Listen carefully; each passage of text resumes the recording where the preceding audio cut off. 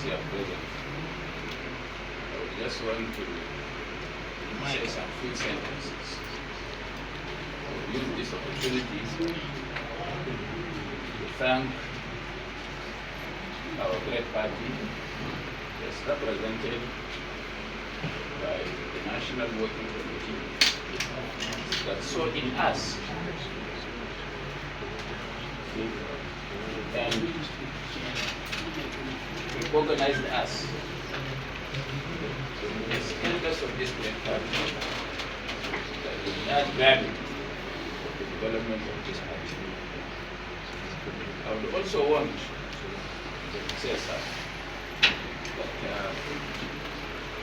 I have no doubt in my mind that this is going to be a straightforward simple assignment.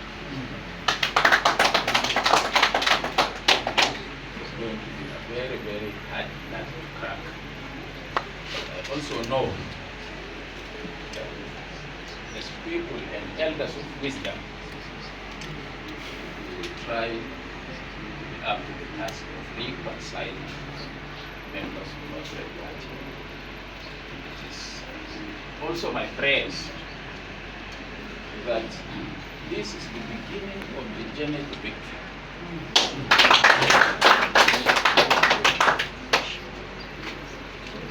Most of the members of this committee are people that are very, very close and known to me for a long time. In political battles, in the trenches. It's not easy. And a lot of aspirants must remember something, and I want to quote from Alhaji Buba. After the 1979 elections, the great Duke of Africa,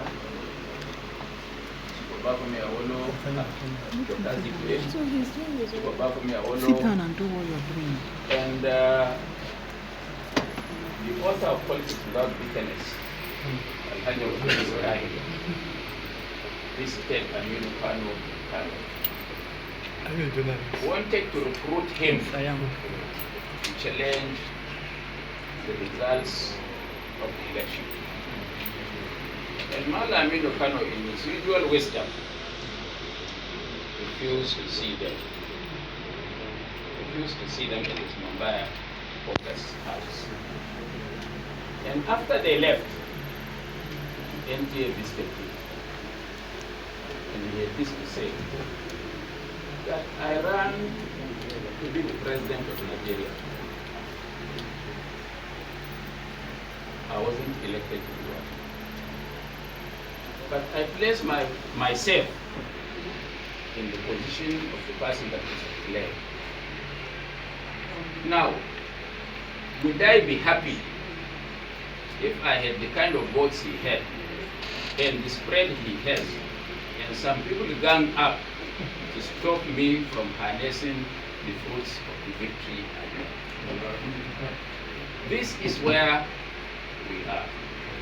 I know, for example, in a constituency in Kano, there were 70 people who wanted to take that single position. 70, 70.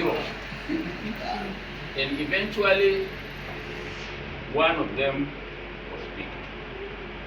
Now, if all those ones now fight that it should be me, it should be me, it should be me, so there should be 70 slots for that single position, definitely it's only one person that can occupy or fly the flag of this party as at this time. And I would also want to say that just before the primaries, a committee of aspirants held a meeting at Chelsea Hotel before the primaries. And I was invited as one of the guest speakers.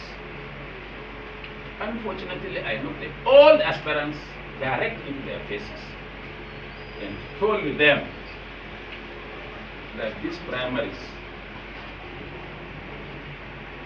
will not be done according to democratic norms as known to us, nor can you also get justice.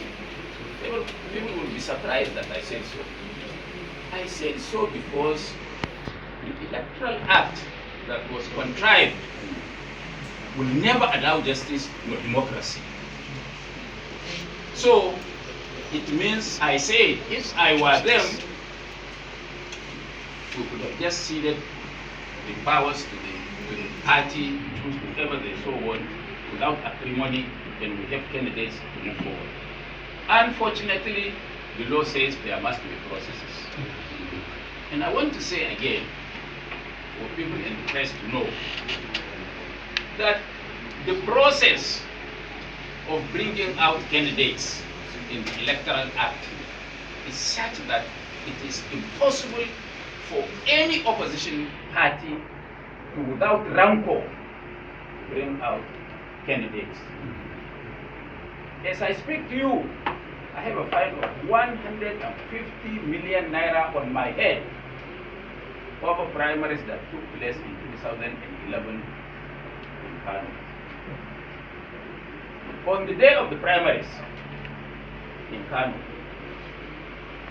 3 people were killed, 57 people were hospitalized. Only God knows how many died after. They massacred each other. And this government, or APC, designed it deliberately such that they can even send the thugs to disrupt the processes of direct primaries. It is an impossible thing. So those who, we were party, I was national secretary of the CPC, and we thought we are taking back the responsibility of generating candidates to the people. Unfortunately, the people are not ready to accept that responsibility that was ceded to them politically. So they were armed by various aspirants, and it was the battle of the fittest. So we lost it, but we had as a party must produce candidates. So we sat down in the night, looked at the list of the candidates. It was only 24 hours to submit the names of the candidates to INEC, and we just picked randomly across the state and sent to INEC. A group of them took us to court. General Buhari, the Chairman Board of Trustees. I'm saying all this so that we know the enormity of what we are going to be dealing with. Prince Tony Momo, National Chairman of the party, me, the National Secretary of the party, Ahmadu Danzago, Factional Chairman of the party, Azmi Gorzo, Factional Chairman of the party, Sharif Babalungu, another Factional Chairman of the party. Because there were 3 very strong candidates, Senator Faihanga, Mohamed Abacha, and Lawal Jafar Isa. All of them had their parallel executives. So, up initial, even from the start, it was a battle-grown scenario. So they took us to court. As we were attending the court and paying through the party, CPC merged with other parties to form the APC, of which I was #1 signatory to the formation of the APC. So I was funding it through my pocket. I said, what do I have to do? I'm not part of the new order. I stopped funding. So our lawyers stopped going, and they gave judgment against us.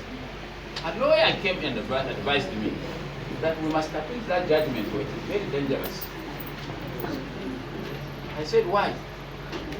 After all, Buhari is there, Tony Momo is there, why should it be me that should do it? They said, no. He said we should. Unfortunately, then we went to Court of Appeal, then in Kaduna. I couldn't bear the post and abandoned the case. So for want of prosecution, the court now threw out our appeal. And those who took us to court went back to the High Court and asked for damages, 150 million naira. We didn't defend ourselves, they got judgment. So I became a scapegoat. They were not chasing Buhari, who was president. They were not chasing Tony Momo, who was chairman of the former party and chairman of University of Jos Governing Council. They were not chasing Malami, who became Attorney General. They were not chasing the Treasurer, legal advisor. They were not chasing Sadia Farouk, who became Minister of whatsoever. So they started chasing me alone. They went to my house and packed every movable thing they had, took it to the court. I tried to retrieve. It was not possible. They came the second time, including generator and even including mats, any movable thing. They packed again. The third time, they came to attach my house. Which ordinarily, when we asked how much did they sell everything that they packed from the house, they said it's 1.8 million. They were looking for 150 million. So the next thing is to attach the supposedly my house. And the house could have costed at least 300 million naira. They could have attached it and auctioned it for 10 million. And then I'm still paying additional money.